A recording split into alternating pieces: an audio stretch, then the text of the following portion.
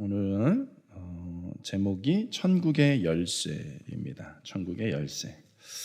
자, 오늘도 하이델베르크 요리문답을 합니다. 이제 우리가 이게 생각보다 굉장히 길죠, 하이델베르크. 예, 내년도 아마 상반기까지 또 진행이 될 것 같습니다. 이 하이델베르크 요리문답은요, 우리 칼빈주의, 그러니까는 장로교, 개신교 그 전통을 따르는 사람들의 가장 전통적인 그 신앙 고백의 바탕이 되는 것입니다. 그래서 독일의 그 도르트문트라는 도시를 들어봤을 거예요. 도르트문트라는 곳에서 이제 1600년대에 총회를 했을 때에 이제 중세 시대 때 신앙에 좀 과도기, 혼란기가 있었습니다. 아시다시피 이제 로만 카톨릭으로부터 오랫동안 영향을 받으면서 로만 카톨릭의 어떤 그 절대적인 권력 이런 것들이 제어할 힘이 없었어요, 제도적으로. 그래서 타락해 가고 있는데 그걸 멈출 방법이 없는 거예요. 그러다가 이제 우리가 잘 아는 종교 개혁 운동이 일어나면서 이렇게 개신교가 새롭게 태어나게 된 거죠. 그렇게 하면서 그 신앙들을 좀 혼란스러운 신앙, 성경으로부터 너무 많이 왜곡되어져 버린 신앙들을 다시 성경으로 돌아가자, 다시 정말 성경이 말하는 건 뭔가, 이런 걸 이렇게 회복하고자 했던 운동이 종교개혁 운동이고, 그렇기 때문에 누군가는 이 어떤 신앙에 우리가 무엇을 믿는 게, 어떤 식으로 믿는 게 바르게 믿는 건지 그 뼈대를, 기준을 잡아줄 필요가 있었던 거죠. 그러면서 이 당시에 많은 요리 문답들이 만들어지게 된 것입니다. 그래서 지금 우리가 오랫동안 보고 있는 하이델베르크 요리 문답을 비롯해서 네덜란드 신앙 고백과 도르트 신조, 이렇게가 그때 당시 도르트문트에서 정식으로 채택된 신앙 고백서입니다. 그래서 이 신앙 고백적인 내용을 뼈대로 삼고 잘 알고 익히는 것이 우리의 신앙이 오늘날에도 균형 있게 어느 한쪽으로 치우치거나 왜곡되지 않도록 붙잡아주는 뼈대입니다. 그래서 어떤 면에서는 조금 드라이할 수가 있어요. 그렇지만은 여러분들이 또 이렇게 적당히 이렇게 눈도 감으시면서 이 시간에 이렇게 잘 따라오고 계셔서 너무 감사해요. 이제 남아있는 분량은 뭐냐면, 실은 뭐 세례, 성찬 이런 부분들도 있지만 요건 살짝 건너뛴 거고요. 이제 남아있는 거는 우리가 쭉 사도신경을 바탕으로 해서 보았고, 이제 남아있는 건 십계명과 주기도문. 십계명과 주기도문 안에 담겨져 있는 그런 의미들을 이제 내년 상반기 정도 이렇게 살펴보면 될 겁니다. 하이델베르크 요리문답은 전체가 129개의 문답으로 되어 있어요. 그래서 우리가 경우에 따라서 2개, 3개의 문답을 이렇게 주마다 살펴보고 있는 거고, 원래 이게 만들어진 취지 자체가 52절로 나눠져 있어요. 그래서 1년 내내 보도록 되어 있는 거예요. 1년 내내 공부하도록, 학습하도록 되어 있고요.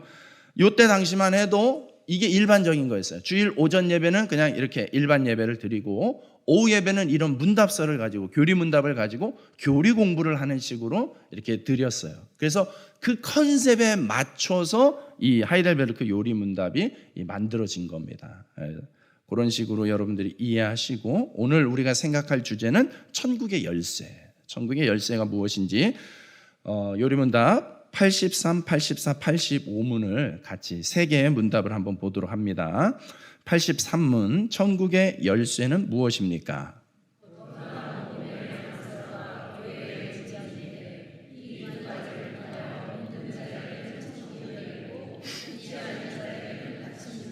아멘. 네, 천국이 열리고 닫힌다라는 것을 그렇게 표현할 때 그 기준을 2가지를 얘기한다고 했어요. 복음의 강설과 교회의 권징, 이 2가지의 기능이 있다고 했습니다. 83은 거룩한 복음의 강설을 통하여 어떻게 천국이 열리고 닫힙니까?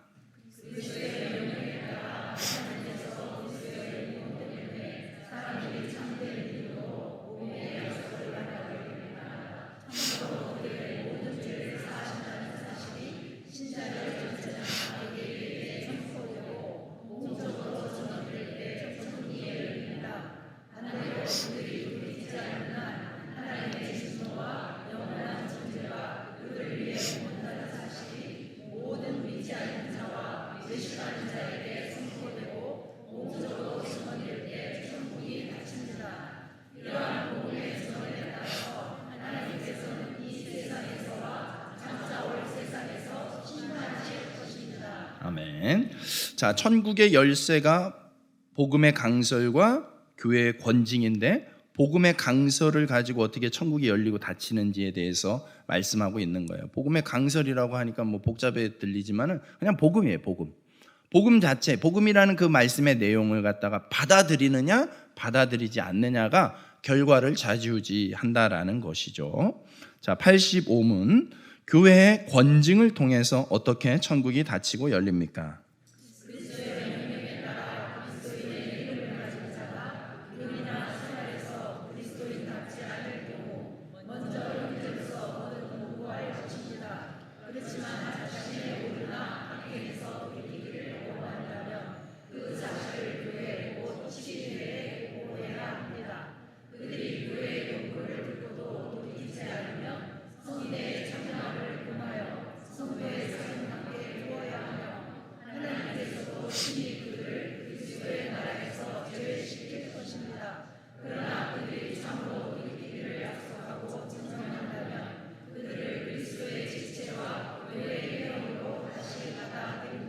아멘. 아마 오늘날 교회에 이렇게 많이 약해지고 좀 이렇게 희미해진 부분이 있다면 교회의 권징일 것입니다. 복음이라는 건 뭐 누누이 이제 저도 수없이 강조하고 기회 될 때마다 전하려고 하는 게 복음인데, 그에 못지않게 교회의 권징도 참으로 중요하다라는 것을 이야기하고 있어요. 이 개신교가 세워질 때에 타락한 로마 카톨릭으로부터 성경적인 교회로 다시 세우기 위해서 꼭 붙잡아야 되는 중요한 기둥과 같은 역할을 한 게 복음다운 복음이었고, 또 하나는 교회의 권징이었습니다. 그래서 교회에는 권징의 기능도 있다는 것이 아마 오늘 여러분에게 조금 새롭게 들리는 부분도 있을 거라고 생각을 합니다. 자, 우리 말씀으로 들어가면은, 자, 오늘 천국의 열쇠라고 했습니다.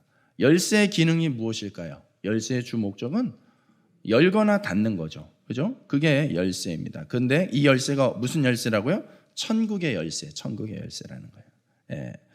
여러분, 천국, 우리가 생각하는, 여러분이 생각하는 천국은 어떤 곳입니까?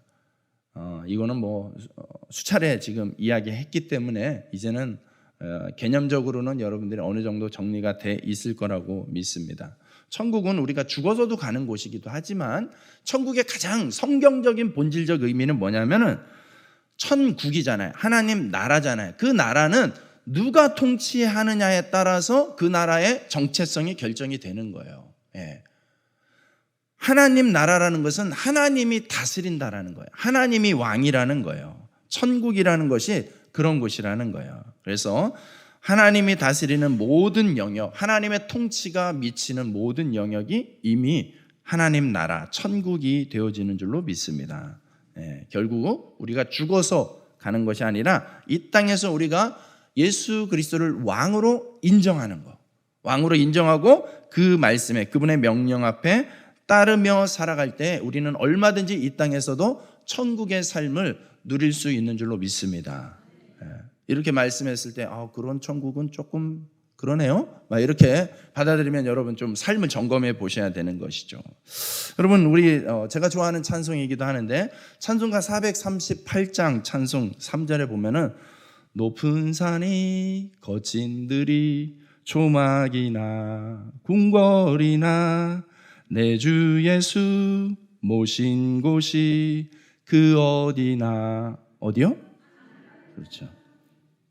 여러분, 그렇게 동의하세요? 네.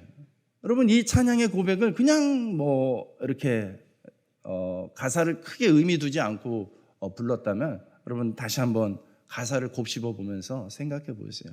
우리가 늘 이 고백을 해요. 어디나 하늘나라일 수 있다라는 거.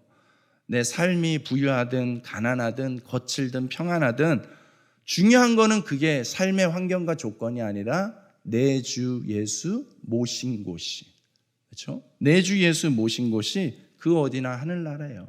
그러니 오늘 이 시간도 하늘나라일 수 있습니다. 여러분이 집에 돌아가서도 여러분의 안방이 하늘나라일 줄로 믿습니다. 여러분의 삶의 일터도 하늘나라 되어질 줄로 믿습니다. 예. 로마서 14장 17절 말씀, 하나님 나라는 어떤 곳인지 한번 읽어봅시다. 시작.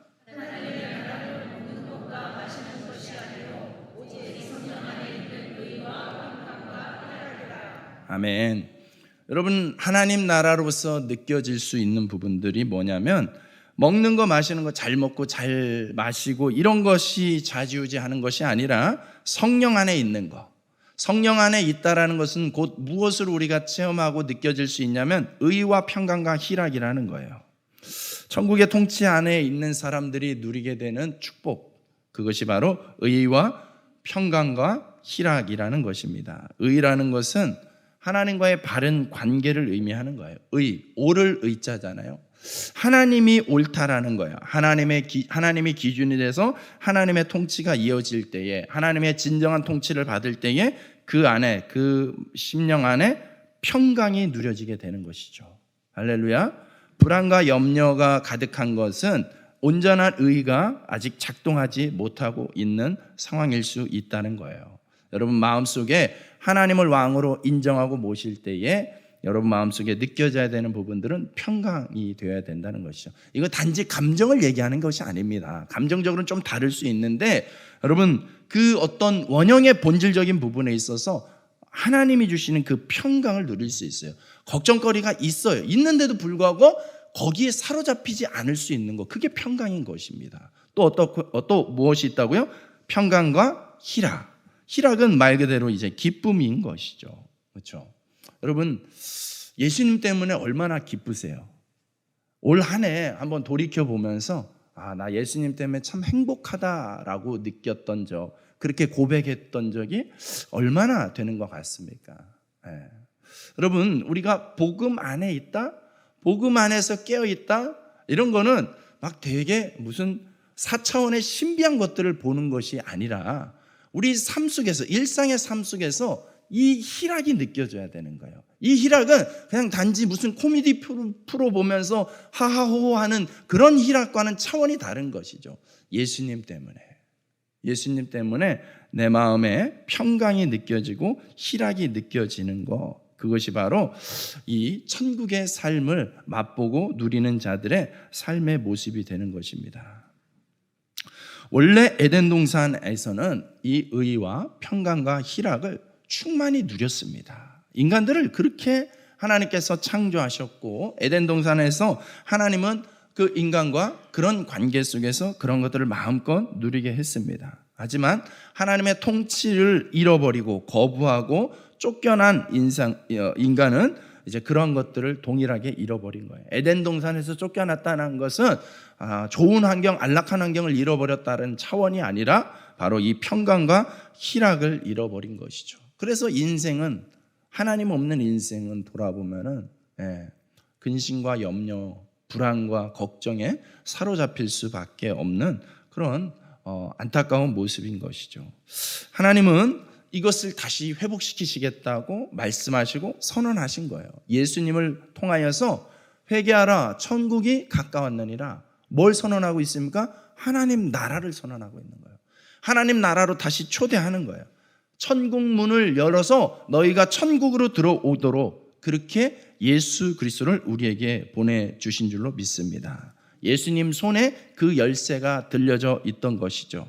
이 열쇠는 예수님의 말씀에 의하면 여러분 사도 베드로에게만 주어진 것이 아니에요.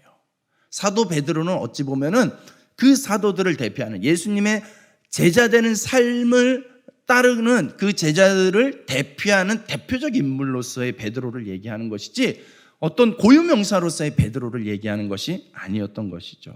그래서 마태복음 16장에는 베드로에게 이 말씀을 하지만 오늘 우리가 읽었던 이 18장에서는 교회 공동체 전체를 들어서 다시 한번 말씀해주고 있는 것이죠. 오늘 우리가 읽었던 본문의 18절 말씀 한 번 더 읽겠습니다. 시작.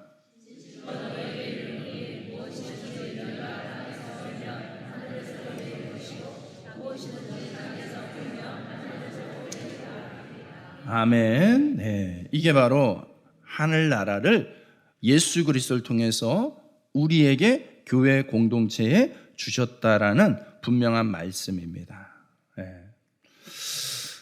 여러분, 이 열쇠를 다른 말로 하면은 권한이 되는 것입니다. 또 다른 말로 하면 훈계라고 말할 수 있어요. 훈계할 때 이 훈자는 한자로 말씀 훈자를 씁니다. 즉 복음을 설교하는 것, 그게 바로 이 교회에 주신 열쇠인 거예요. 교회 안에서 복음이 들려져야 되는 것이죠. 설교 말씀은 복음을 선포하는 것입니다. 또 훈계할 때 계자는 경계할 계자를 얘기하는 것이에요.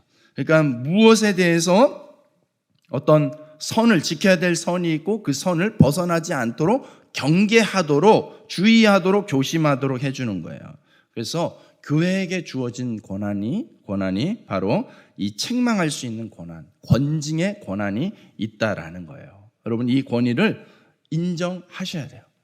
시대적으로는 요즘은 권위를 잃어버린, 권위가 상실된 시대라고 합니다. 왜냐하면 저마다 다 자기 소리들이, 자기 주장들이 너무 강해지다 보니까는 질서도, 나이도, 연ян도 이런 것도 다 그냥 무시되는 경우가 많은데, 그건 결코 바람직한 현상은 아닙니다. 하나님은 질서의 하나님이시거든요. 그래서 교회에 주어진 권한이 권징의 권한이 있어요. 자, 하나씩 한번 생각해 봅시다. 말씀을 선포하는 말씀 훈자로서의 이 말씀 선포로서의 열쇠가 있습니다. 교회가 복음의 말씀을 선포할 때에 마음을 열고 그 복음을 받아들이면 그 인생 가운데, 그 10년 가운데 천국이 열려지는 줄로 믿습니다. 반대로 마음을 닫으면, 복음을 거부하면 천국이 닫히는 거예요.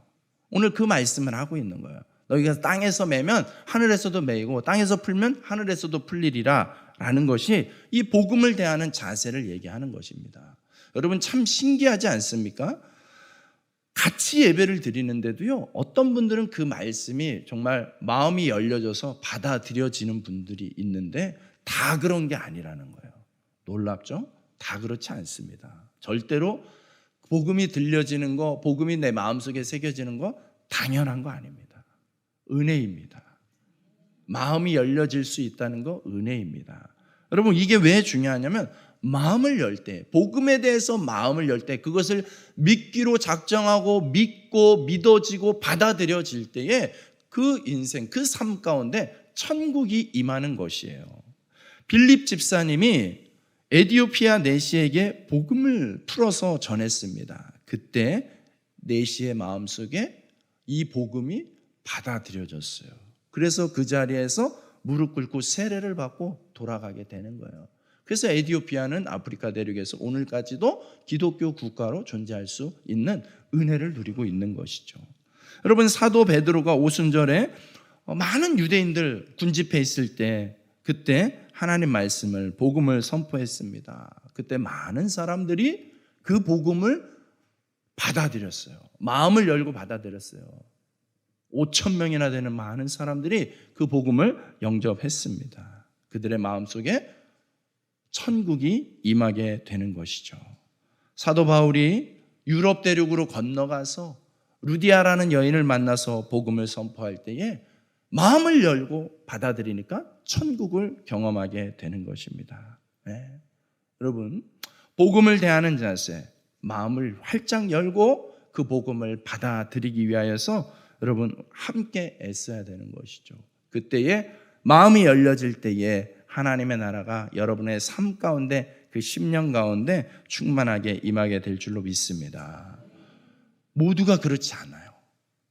여러분, 성경에도 보면 이렇게 복음을 받아들인 사람도 있지만 여전히 거부하는 사람도 있잖아요. 그들의 인생에는 하나님 나라가 임하지 않습니다. 그들의 인생에는요, 하나님을 끝까지 대적하죠. 끝까지 대적합니다. 그들의 인생에는 천국이 임할 수가 없습니다. 마음을 여느냐, 마음을 닫느냐가 참 중요해요. 여러분, 하나님 나라를 아까 풀어서 나라라고 했어요. 나라, 그렇죠? 나라, 누가 다스리는 나라냐, 왕이 누구냐, 이것이 참 중요하다고 했어요. 왕은 뭐 하는 사람입니까? 왕은 일일이 백성들 설득하고 가르치고 하는 게 아니라 왕은 명령하는 분이에요. 왕은 명하시면 됩니다. 왕명입니다. 왕명. 여러분, 설교는요, 이 복음적인 설교는 왕의 명령을 전달하는 거예요. 왕의 명령은 전달하면 되는 거예요. 그래서 캐리그마, 선포하는 의미가 훨씬 강해요. 설교는. 오늘날에는 약간 좀 현대인의 눈높이에 맞춰서 뭔가를 자꾸 설득하고 뭔가를 증명해내려고 하고 막 이런 성향의 설교 패턴들이 많기는 하지만, 설교의 본질적인 의미는 하나님 말씀, 명령에 대한, 하나님 왕의 명령에 대한 선포인 거예요. 선포의 말씀이 선포될 때에 받아들이는 사람들에게는 하나님의 통치가 임하게 되는 것이고, 거부하는 사람에게는 하나님으로부터 상관없어지게 되는 것이죠. 그러므로 이 말씀이 선포될 때, 말씀이 전달될 때 어떻게 반응하느냐가 참 중요합니다. 제가 이 부분을 준비하면서 저에게 큰 위로가 됐어요. 설교 시간에 은혜를 못 받는 건 다 내 책임은 아니구나. 여러분의 자세도 참 중요하구나. 전달자도 잘 전하기 위해서 무던히 애쓰고 기도하고 준비하고 해야 되죠. 해야 되지만 받는 자의 자세도 참 중요하구나. 여러분, 오늘 그 지혜가 깨달아지기를 축복합니다. 또 하나는 뭐라고 했죠? 권징. 교회에 주신 열쇠가 권징의 열쇠라는 거예요. 권징은 권선징악의 줄임말이죠. 여러분, 선을 권하고 악을 징벌하는 것입니다. 악한 자들이 와서 가정을 깨뜨리고 파멸로 인도하는 것을 보면서 그것을 눈 감아주고 모른 척하는 거 결코 사랑이 아닙니다. 교회가 교회의 공동체를 지켜내기 위하여서 공적으로 어떤 옳고 그름의 기준을 가지고 선한 것에 대해서는 더욱 적극적으로 권하고 격려하고 축복해야 되지만, 악한 것, 잘못된 것에 대해서는 당연히 마땅히 벌해야 됩니다. 예수님의 경고는 확실했습니다. 18장 18절, 진실로 너희에게 이르노니 무엇이든지 너희가 땅에서 매면 하늘에서도 매일 것이요 무엇이든지 땅에서 풀면 하늘에서도 풀리리라. 여러분, 이 기준이 참 중요합니다. 우리 85문, 아까 처음에 읽었던 하이델베르크 요리문답 85문을 우리 다 같이 한 번 더 읽어보도록 하겠습니다. 시작.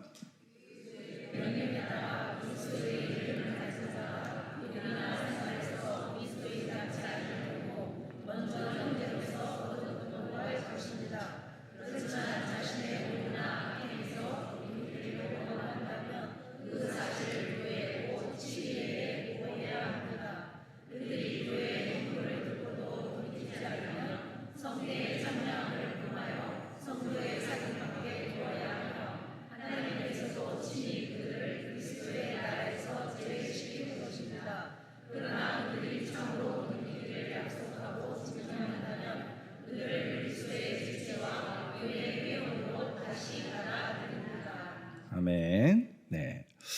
내용이 이해가 되시죠? 교회에 주신 권한이 그거예요. 그래서 장로교는 장로 당회원들의 치리를 받는 기관이에요. 그래서 장로님들이 치리의 권한이 있습니다. 성도들이 옳지 못하고 바른 길로 제대로 하지 못할 때는 불러서 혼을 내야 돼요. 여러분, 장로님들한테 안 혼나봤죠? 요즘에는 불러서 혼내면 뭐라고 합니까? 다른 교회 가죠. 그래서 점점 약해지는 거예요, 그런 것들이. 근데 여러분, 정말 성경적인 거는 그런 것들에 대해서 가르쳐야 되고, 필요하다면 훈계하고 교훈해야 돼요. 물론 이제 장로님과 목회자인 저를 비롯해서 장로님, 우리 치리할 수 있는 권한이 있다라고 여겨지는 분들은 그렇기 때문에 더 조심해야죠. 더 모범이 돼야죠. 그 부담을 안고 평생을 살아가야 돼요. 자기는 엉망으로 하면서 남을 이렇게 책망하고 치리하면 그게 권위가 습니까? 안 되죠. 그 치리의 권위가 제대로 서기 위해서는 그 권한이 있는 사람들이 더 조심해야 돼요. 더 신중하고 더 모범이 되고 더 잘해야 되는 거예요. 그래서 장로님들 피곤해도 새벽기도 꾸역꾸역 나오는 이유가 그런 거예요. 본이 되기 위해서.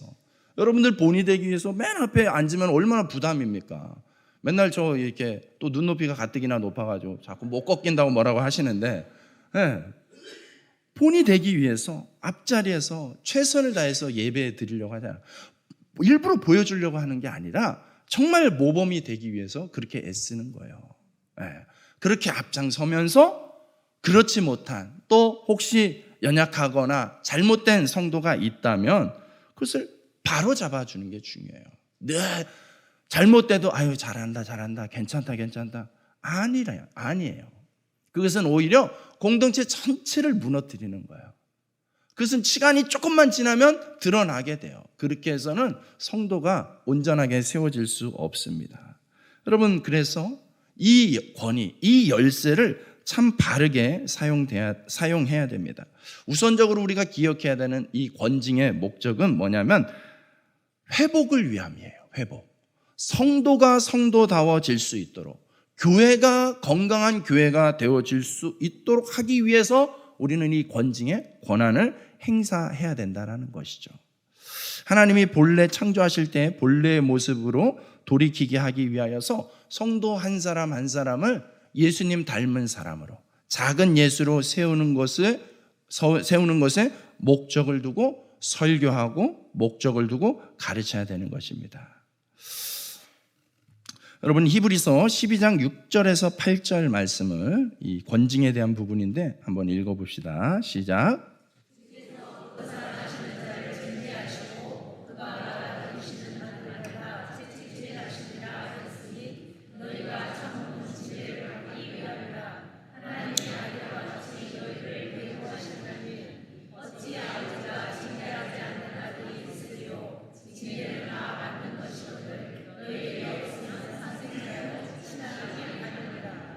아멘. 여기 너무나 명확하게 이야기하고 있죠. 징계는 마땅히 받는 것이래요. 징계받지 않는 것은 사생자여 친아들이 아니랍니다. 여러분, 우리 구미 사랑의 교회 성도가 맞습니까?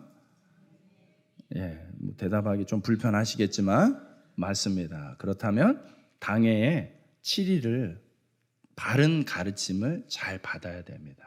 예, 그래서 당회를 여러분들이 존중해 주는 게 참 중요합니다. 물론 때로는 늘 완벽하지 못해요. 당회도 실수할 수 있고 부족할 수 있습니다. 그러나 기본적으로 우선적으로는 그 당회의 어떤 결정, 이 권위를 최대한 존중해 주고 먼저 인정해 주는 거예요. 예. 그래서 정말 필요한 어떤 잘못됨이 있다면 함께 잘 지혜롭게 협의해서 바르게 세워 나가야 되겠지만은, 당의 중요한 사명 중에 하나가 성도들을 바르게 치리해야 됩니다. 바르게 가르쳐야 됩니다. 그러기 위해서 때로 여러분들 당회로 호출을 받을 때 여러분 응하셔야 됩니다. 당회로 호출을 받는다고 해서 늘 책망만 하는 건 아닐 겁니다. 예, 칭찬하고자 할 때에도 이렇게 부를 때가 있을 텐데 그때는 여러분들이 또 응하시면서 그렇게 서로의 질서를 존중해주고 지켜나갈 때에 바른 건강한 관계가 되는 것이죠. 예. 여러분, 책망받지 않을 사람이 아무도 없습니다. 그렇기 때문에 요즘 저 정도 실수는, 저 정도 잘못은 다 하는 거지 당연하게 여기면 여러분, 그것은 브레이크가 고장난 내리막길에 내려가는 자동차와 같은 것이죠. 예. 누군가는 브레이크 역할을 해줘야 되는 거예요. 누군가는 잘못된 것들을 멈추게 해야 되는 거예요. 여러분, 여러분의 사랑하는 자녀 사랑하기 때문이잖아요.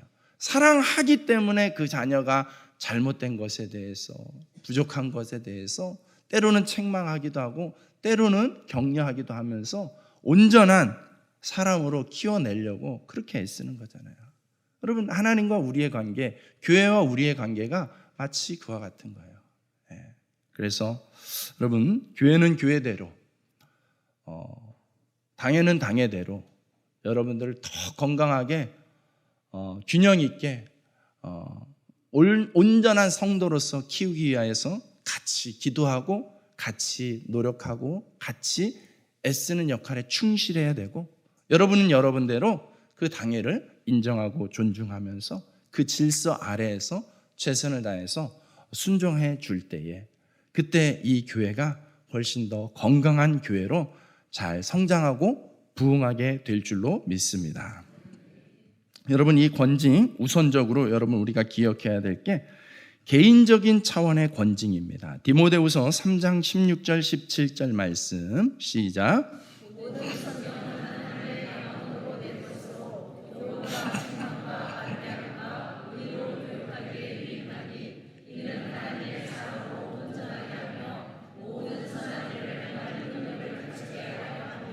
아멘. 네. 그렇죠. 하나님이 우리에게 주신 성경 자체의 기능 속에 교훈과 책망, 바르게 함과 의로 교육하기에 유익하다고 했습니다. 그러니까 성경이 우리에게 들려진 이유, 목적은 교육이에요, 교육.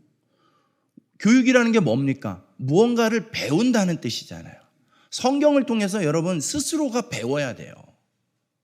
그러니까 여러분 정말 이제야 하는 얘기지만 성경을 덮어놓고 신앙생활 했다? 얼마나 잘못된 겁니까? 얼마나 위험한 겁니까? 이제 성경을 펼쳐놓고 믿어야 되는 게 너무 당연한 거죠. 성경을 통해서 하나님이 우리에게 가르치고자 하는데 하나님 잔소리 그만, 이렇게 하는 거와 또 같은 거예요. 이제는 펼쳐놓고 하나님 말씀해 주세요. 내가 듣기 원합니다. 내가 보기 원합니다. 내가 깨닫기 원합니다. 내가 순종하기 원합니다. 먼저 본인에게 스스로에게 적용해야 돼요. 권징의 제1 대상은요, 남이 아니라 나예요. 나를 향해서 나 스스로를 점검하고 돌아보면서 내가 하나님의 사람으로 온전하게 세워질 수 있도록 이 주신 말씀을 통해서 자꾸 점검해야 돼요. 네, 여러분 날마다 공동체 성경 읽기, 성경 일독이라는 어떤 그 의미 자체로도 너무 귀하기도 하겠지만 그 수준에서 머물러 있어서는 안 돼요. 여러분 해마다 할 겁니다. 해마다 하는 건데 이 성경 읽기 우리 평생에 하면서요 계속 성경을 통해서 배우셔야 돼요. 성경을 통해서 배워야 돼요. 단편적인 지식 배우는 게 아니에요. 아담 몇 살까지 살았지? 이런 거 아니라 성경을 통해서 내 삶이 점검돼야 되는 거예요.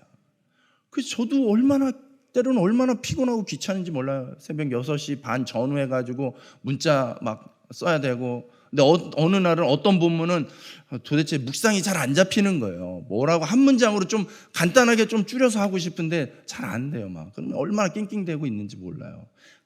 예약 문자가 있습니다. 저는 웬만하면 그거 안 써요. 정말 특별한 경우 아니면 안 써요. 그냥 실시간에 합니다. 그래야지 좀 스릴이 있어요. 최대한 그 말씀, 그날 나에게 주시는 그 말씀 앞에 내가 진실되게 서려고, 최선을 다하려고 그렇게 하는 거예요. 그리고 가급적이면 그 말씀이 내 삶으로 적용되어질 수 있도록. 그래서 그 마지막 문장에 제가, 여러분들은 잘 느끼는지 모르겠지만 심혈을 기울이는 거예요. 오늘 이 말씀 통해서 내가 삶에 어떤 걸 적용할까, 이거에 포커스를 맞추는 거예요. 여러분도 이제 내년에는 그런 것들이 조금 더 활성화되면 좋겠어요. 올해는 아멘 하는 것도 되게 힘들었을지 몰라요. 아멘으로 반응하는 것도. 이제는 거기서 이제 한 단계 더 나아가셔야겠죠? 그죠? 그래서 한 문장이어도 좋아요. 한 단어여도 좋아요. 그냥 그 말씀 가운데 적용할 수 있는 부분을 붙잡으세요. 기도하시면 돼요. 기도하시면 그 말씀이 여러분들을 선한 길로 인도해 주실 줄로 믿습니다. 우리가 읽었던 말씀에 보면 하나님의 사람으로 온전하게 해주신다고 했잖아요.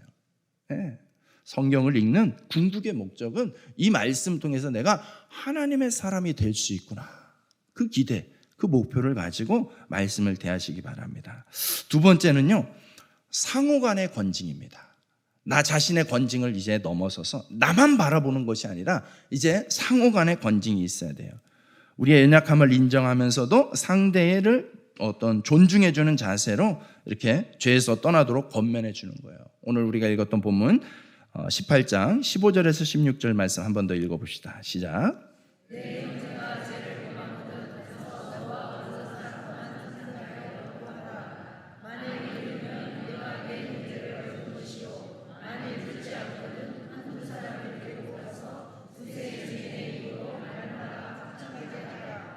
아멘. 자, 여러분, 오죽하면 예수님 당시에 이미 이와 같은 시스템을 만들어 놓으셨어요. 예. 권징을 하는 목적은요, 문을 닫기 위해서가 아니라 열기 위해서요. 그러니까 권징은 지혜롭게 해야 돼요. 권징은 필요한 건데 지혜롭게 해야 돼요. 여러분, 우리가 말을 할 때 이 말이 틀린 말은 아니에요. 틀린 말은 아닌데 그 말이 상대방의 마음속에 귓가에 들릴 때에는 때로는 부작용을 일으킬 때가 있죠. 예. 나는 그런 뜻 아니었는데, 나는 당신이 잘 되기를 원하고, 나는 당신이 또 어떤 잘못해서 좀 벗어나기를 원하는 마음에서 하지만 상대방이 그것을 그렇게 좋게 받아들이기보다는 상처로, 네가 뭔데 나한테, 네가 어떻게 감히 나한테, 이런 식의 상처로 남는 거는 오히려 닫아버리는 거죠. 그렇기 때문에 이 권징은 상호간에 이루어져야 되는 것이지만 지혜롭게 상대방의 마음이 열리도록 하는 것에 정말 지혜를 가지고 표현하셔야 돼요. 따로 정답이 있겠습니까? 상대방 입장을 한 번만 더 이해해 보시면, 그러면 어떻게 이야기해야 될지, 어떤 마음으로 이 사람을 대해야 될지 조금 더 이해가 될 거예요. 우리가 서로 그렇게 애쓰고 노력해야 돼요. 그럴 때에 우리가 함께 있는 것이 든든한 시너지 효과가 나는 거예요. 그러지 않으면 함께 있는 것이 막 세상 불편할 수가 없어요.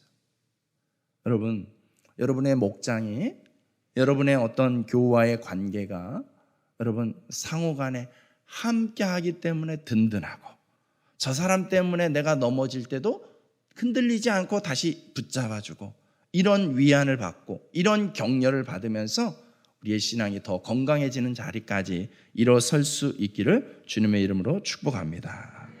마지막 17절 말씀 한번 읽겠습니다. 시작. 만일 그들의 말도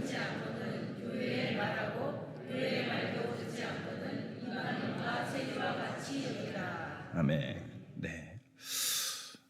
여러분, 교회의 말을 듣는 거, 이것이 오늘날의 시스템으로 적용한다면 당해요, 당해. 예. 당해에서 어떤 경고를 하고 이것은 옳지 않습니다, 해서는 안 됩니다 라는 것을 권면을 받는다면 여러분들 순종하셔야 됩니다.